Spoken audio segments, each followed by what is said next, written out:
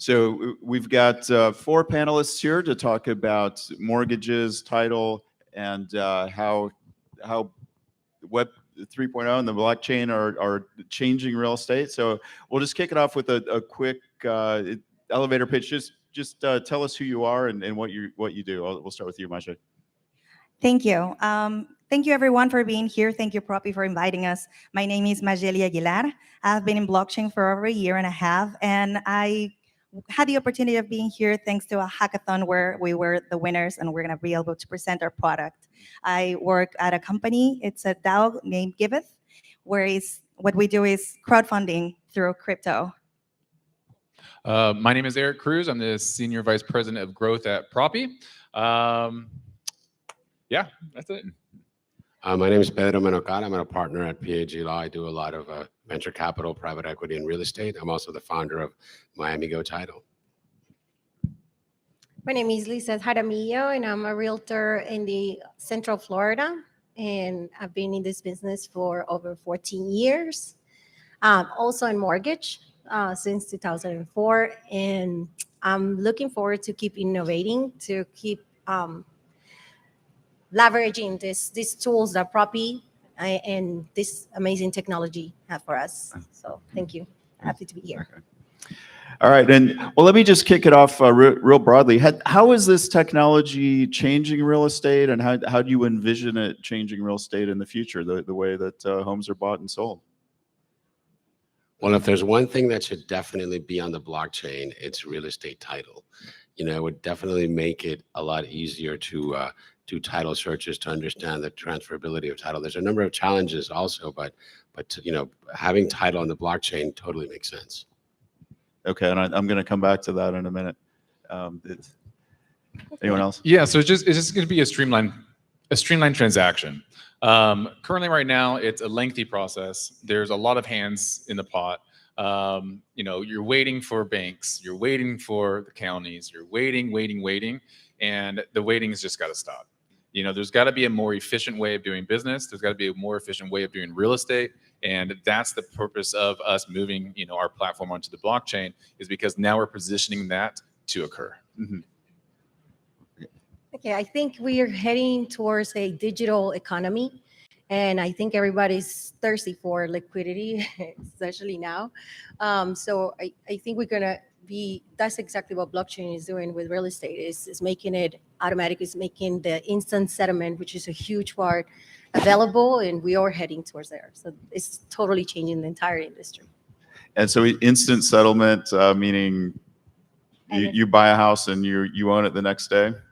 That is correct. Okay. It's a click and buy transaction, as I mentioned in the previous panels. It's removing the friction, removing the third parties, and it's happening. It will be happening, I think, faster than ever, especially during global geopolitical tensions, people looking for store of value, and Bitcoin halving coming. I think that's going to drive prices. And when they look for allocating those profits, they probably will look into real estate and tokenization of it.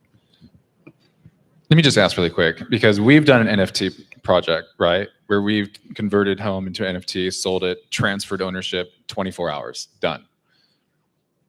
Why hasn't that adopted? Like, why do you think people aren't doing that all the time? Education. I think it comes down to that. Education, I'm sorry. It comes down to that.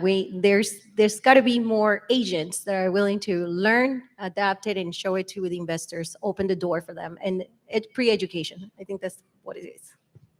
And Maja, you're focused on the mortgage space. How is blockchain going to change the way mortgages are done? I mean, entirely. The thing is that blockchain is here and it's here to stay. I completely agree with everyone right here. Things have to change because the future, it's not only a future, it's right here, it's happening. Mm-hmm. People are looking to do everything with more transparency. We're looking at thousands of people wanting to get a mortgage, wanted to buy a house. And the truth is, like 12% of millennials in 2021 actually sold their cryptocurrencies in order to pay their down payment. Mm-hmm. So there is a niche that it's no longer a niche. Imagine if we can do all these transactions seamlessly, transparently, when you don't have to worry. Specifically in the country that I live in is Mexico, and a lot of people in South America, we deal with a lot of fraud, and I know in here happens too. And in making sure that this doesn't happen requires a lot of people, a lot of money, a lot of time. Makes no sense.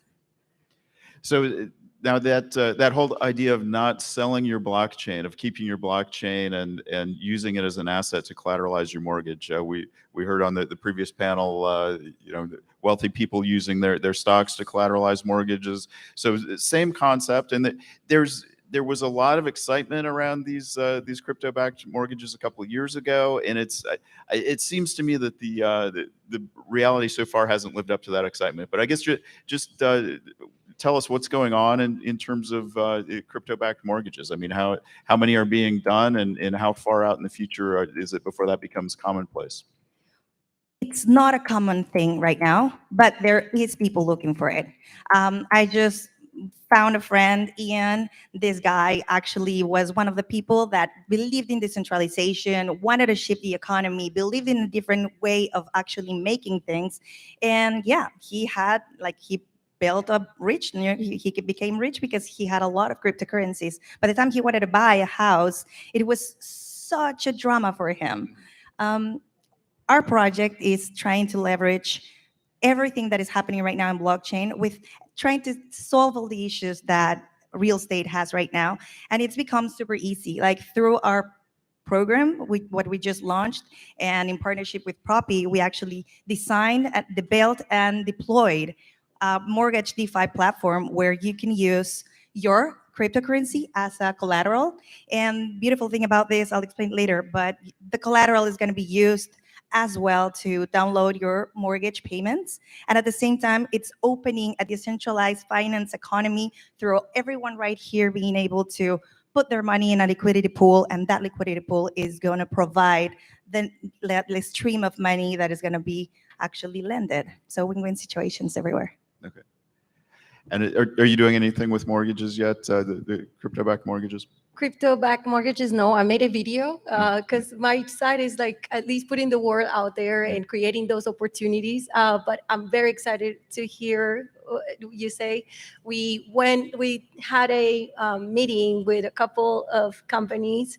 But yes, it hasn't been done on my side, but I look forward to have people leverage their crypto, still hold it, and make money out of it. Definitely. Thank you. And what do you see as the major obstacle to this becoming mainstream? Well, the thing is, I do believe the same. I do think it's education. I think we need to take this technology and actually being able, it's about explaining it in a simple way. I think most of the people here have heard about blockchain or crypto, but maybe not all of you understand exactly what it is. So it is our job to make it easier for people. We need to market it in a simple way, just like when you use your credit card. You have no idea how that happens, but payment goes. So that's how crypto is going to have to take a look at a very simple way of making people have a mass adoption. And so, Pedro, you mentioned title has been sort of the most obvious use case, or one of the most obvious use cases for the blockchain. We've been hearing that for years. How far along are we in terms of having title recorded on the blockchain? Well, there is a lot of title. Obviously, there are some groups that are doing title on the blockchain, but and it's appropriate to record title on the blockchain, but you still have to do the sort of traditional, you still have to have a title recorded at the recording office.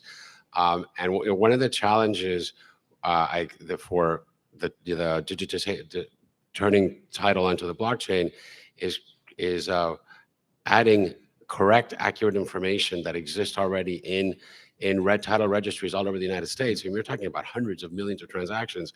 All of these things have to be added to the blockchain correctly, and the information has to be accurate. And then, because obviously, if there's a mistake or a cloud on title, and that's the first entry in the blockchain, then the whole chain is going to be wrong, right? So those are some of the challenges that are happening right now. But I think that Propy's doing. I think it's somewhere in New England. They're doing a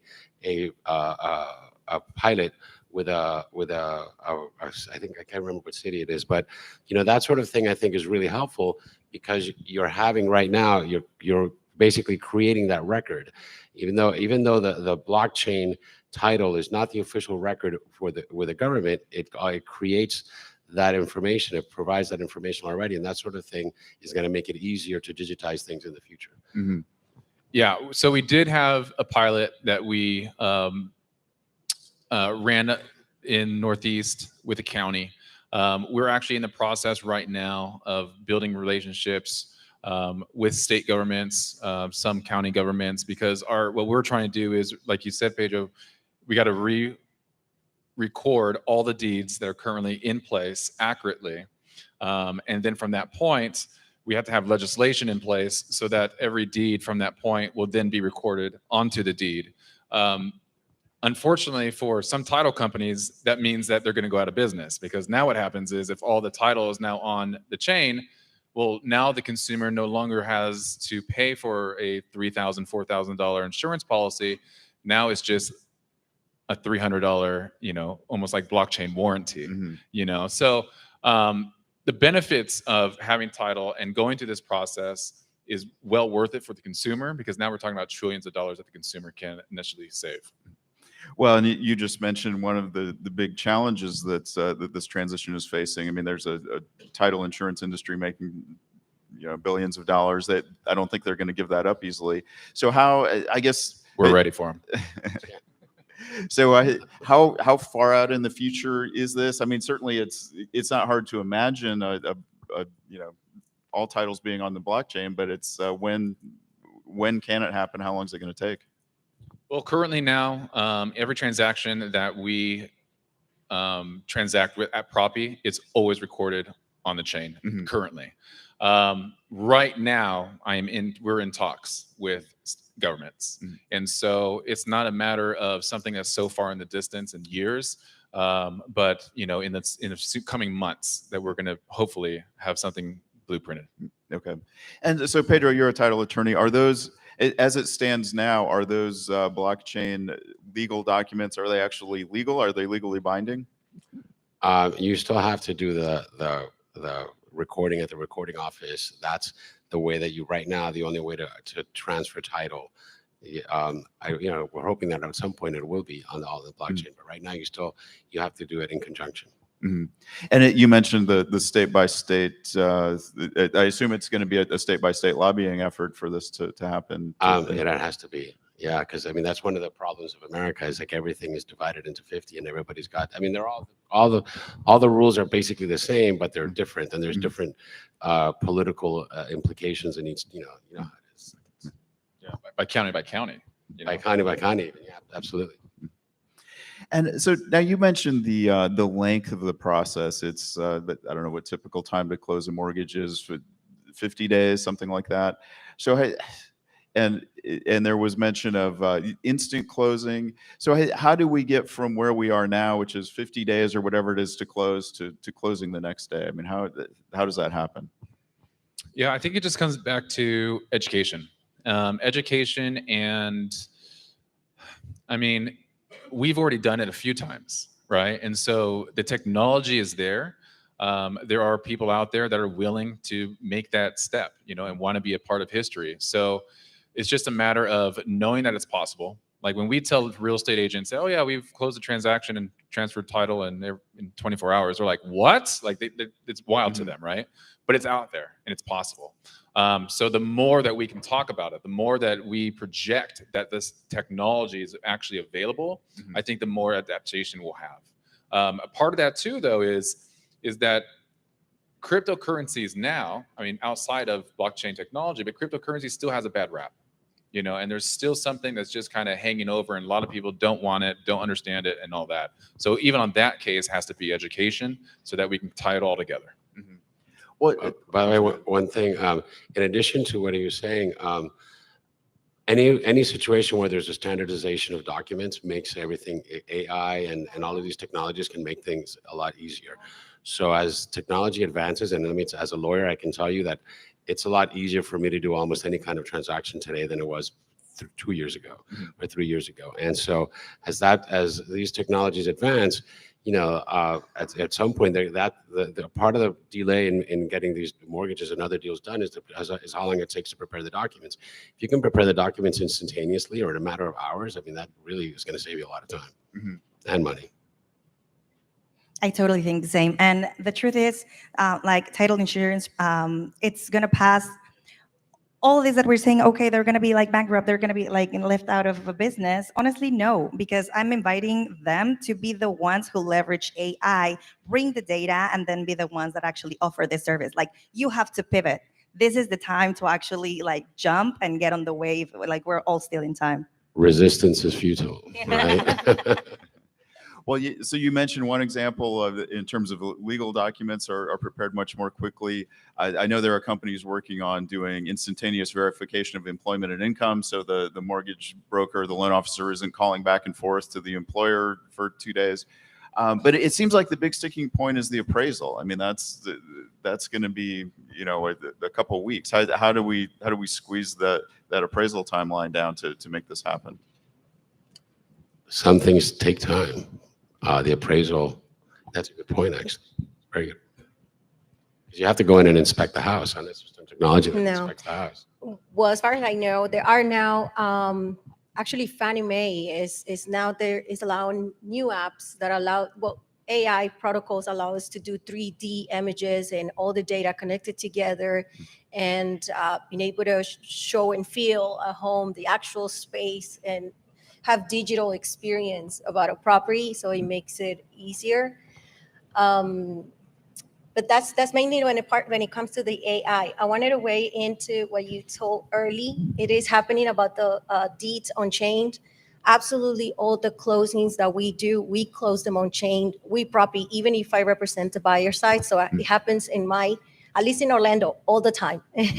And allowing them, you also touch about the ownership part, and I think it's crucial for everybody to know when coming into a digitalization era, the vulnerabilities about proving ownership are going to be rising. So it is crucial to put those titles on chain, whether you are closing it as an NFT or not. Still, traditional real estate should be putting the QR code in there and have that either scanned record of ownership. Okay, well, we're being yanked off the stage, but thank you very much, everyone, and Thank you. we'll see you again next year.